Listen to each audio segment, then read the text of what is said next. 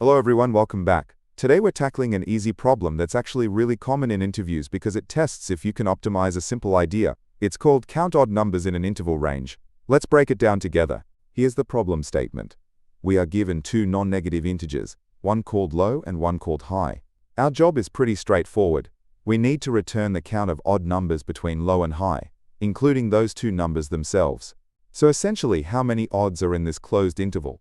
Let's look at the first example to make sure we're on the same page. Our range starts at 3 and ends at 7.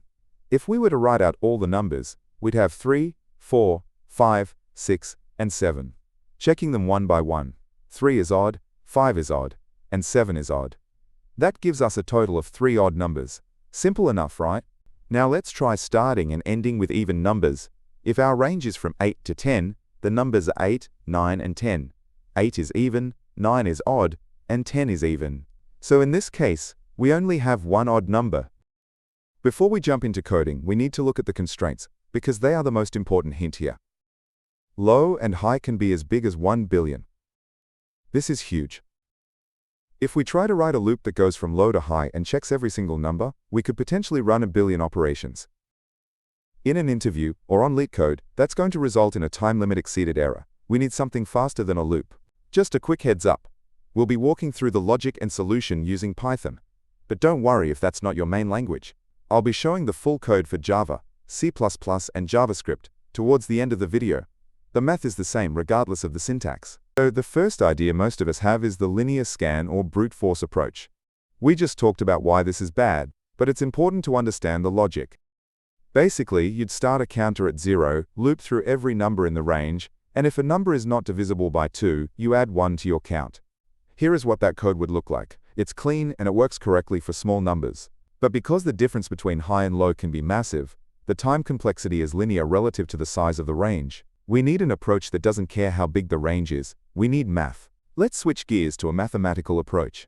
Instead of counting one by one, think about this. Can we calculate how many odd numbers there are, from 0 up to some number n?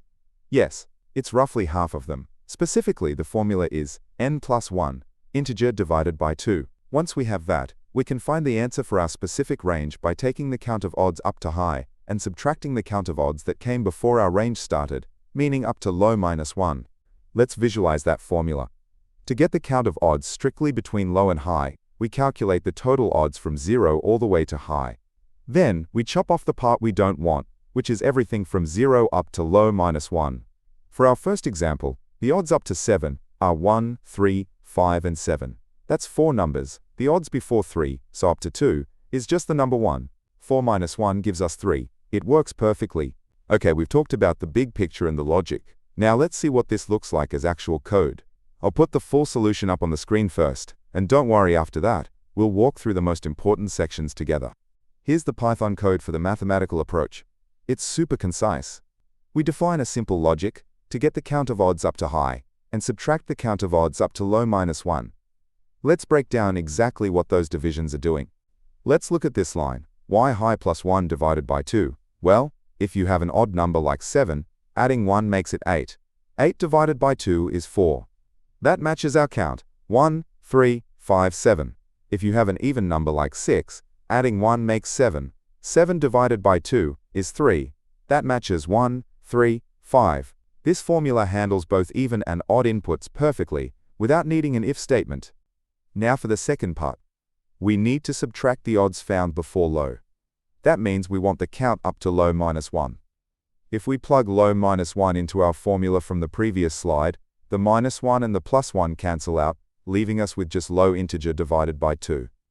So we subtract that from our high count, and we're done.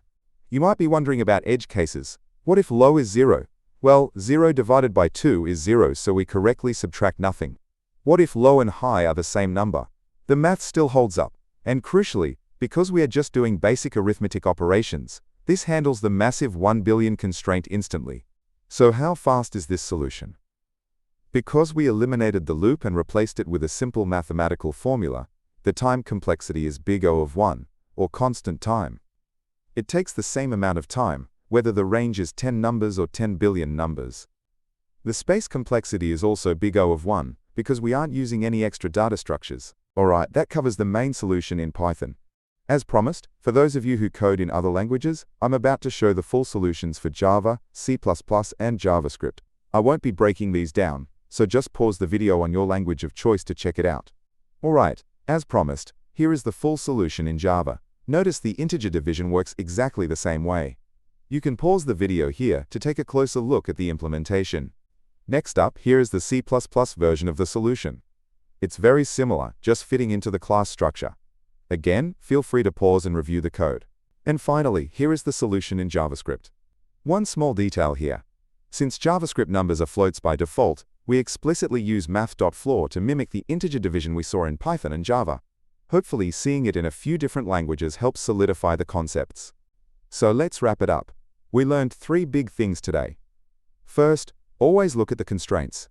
Seeing a billion should immediately ring a bell that a loop is too slow. Second, this problem is a classic example of the prefix sum pattern, where we calculate a value for a range by subtracting the beginning from the end. And finally, whenever you're counting something regular, like odd numbers, there's almost always a constant time formula. Alright, before we go, I want to quickly show you a personal project I built to solve a problem that always drove me crazy. It's an app called My Daily To-Do. My biggest frustration with every other to-do app was retyping the same things every single day. Go to the gym, review code, work on the daily Leetcode problem. You know the drill. So I built my app around one simple but powerful idea, separating your routine tasks from your one-off tasks. Routine tasks, marked with the little refresh icon, automatically reset for the next day. One-off tasks, like ship new feature, get the little puff of smoke icon, and they disappear for good once you're done. This small change turns a dumb checklist into a smart scheduler. If that sounds useful, you can try it right now on the web. The link is in the description. And one more thing I want to make super clear. Right now, as a thank you for being an early supporter, the app is 100% free. There are no ads and no subscriptions whatsoever. This means you get access to everything, including really powerful features like presets, which let you save entire task lists and load them with a single tap. Now, down the road, creating new presets will likely become part of a premium plan to help support the channel. But, and this is the important part, any presets you create now while it's all free are yours to keep and use forever. So, it's the perfect time to check it out on the web, play with all the features, and build out your perfect setup at no cost. If you enjoyed this problem and want to keep practicing, the learning doesn't have to stop here. I've organized all my video solutions into handy playlists. Whether you're looking to grind through more Leetcode easy, medium, or hard problems, or you want to master a specific topic like sliding window or dynamic programming, I've got a playlist for you. It's the perfect way to focus your study sessions. Go to the playlist tab and find a playlist that fits your goals. Also, if you're looking for even more Leetcode problems beyond the daily challenge, I've started a second channel called Leetcode Unlocked. It's where I'll be posting solutions to a ton of other problems. So if you're serious about your interview prep, be sure to check it out. The link is in the description below. Hope this Leetcode solution breakdown made sense. If it helped, give that like button a click, maybe subscribe for more, or drop a comment if you have questions. Make sure to turn on the notification bell so you know straight away when I upload a video, because I upload videos daily. If you want to support the channel, a few people have asked how I plan my solutions. I'm a big fan of sketching out the logic and data structures on a tablet before I code. It really helps. I've put affiliate links in the description to the tablet I use and a few other good options. Using those links doesn't cost you anything extra but really helps me out. Or, if you're feeling generous, there's always the Boba Fund. Keep coding, and I'll catch you in the next one.